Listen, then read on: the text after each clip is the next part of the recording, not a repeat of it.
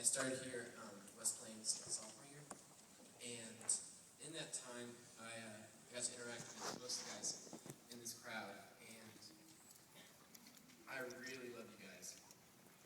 We have a lot of really, really neat people who are graduating the class of 2012. There's a lot of potential in this audience.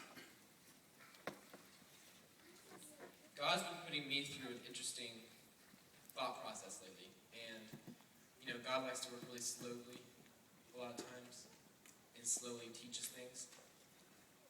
And the first thing in this thought process that God's been teaching me is probably the most important thing, and that is life is not about me, right? Life's not about me, it's not about you or you or you. We people who call ourselves Christians derive our truth from this book. And this book tells us that life is about the magnification and the glorification of the Son of God, Jesus Christ. From that we know that He has a purpose to fulfill, and that He has a reason for putting us in the positions that we're in the lives that we are in. And now, in our lives, we have been assigned the role of moving on from high school into the real world.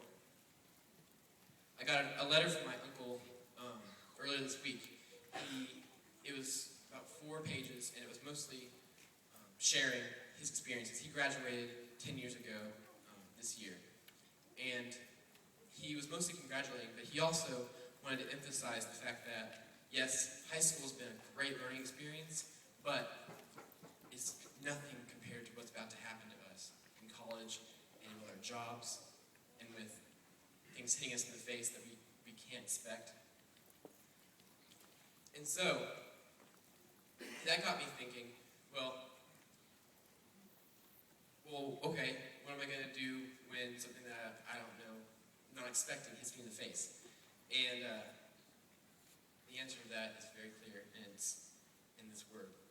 Our theme for this gathering is the race that is set before us. And that comes from Hebrews chapter 12,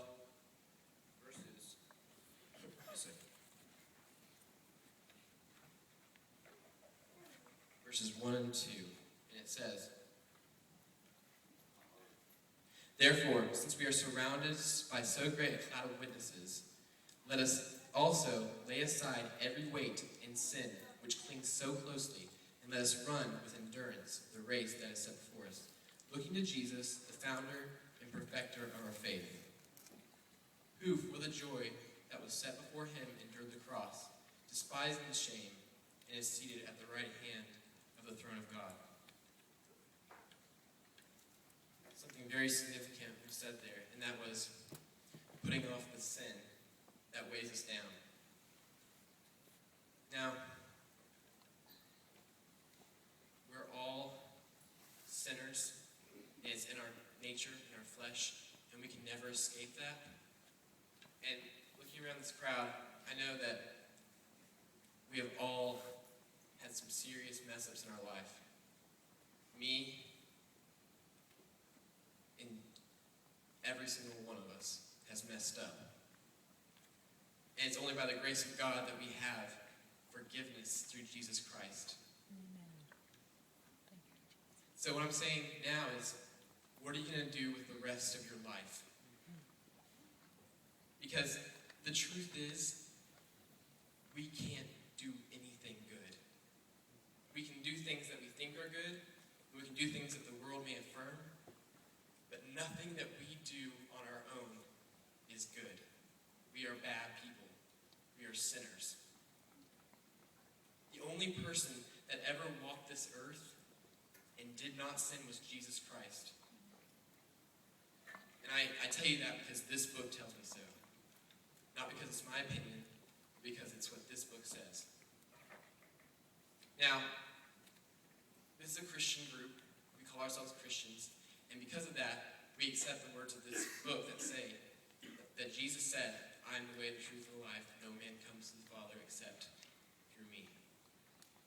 The world really doesn't like that because, like I said earlier, we like to make everything about us.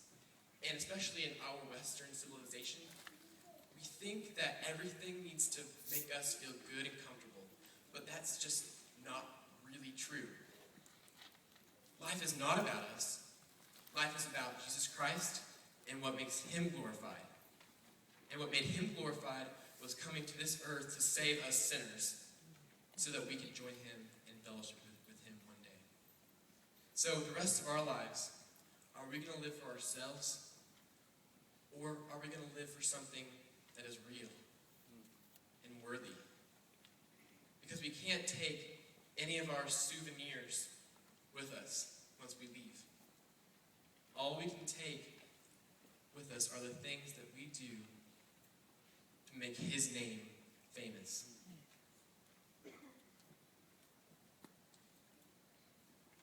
The truth is, we are at one of the best parts of our life.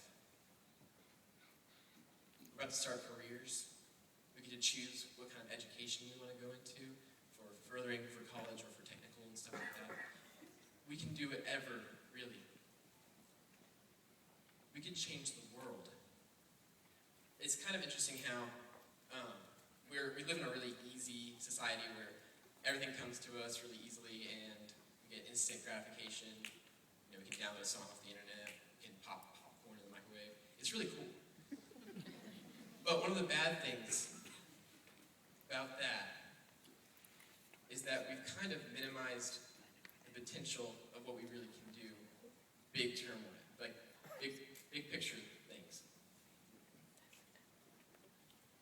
The world has real problems. And we kind of made up some little problems here in the United States, and we kind of fight over those little problems. But the world has real problems, big problems, like slavery. And it really wouldn't take that much to end it if everyone in this room wanted to. Did you know there's more slaves right now than in working in the world than there ever was in the past, percentage-wise? That's pretty bad. And we could stop that. That's just an example. That's just one example of one of the things we can do. So, find something in your life that will be a big deal. Something that will change the world. Something that will make Jesus famous. Don't waste your life on petty things. In the church, don't waste your life arguing over carpet or song style. Waste your life for Jesus. I mean, it sounds weird, but seriously, just throw it away for Jesus. That's what I'm just encouraging all of us to do. Because I know that if I lived my life for myself, I would come to the end of it broken.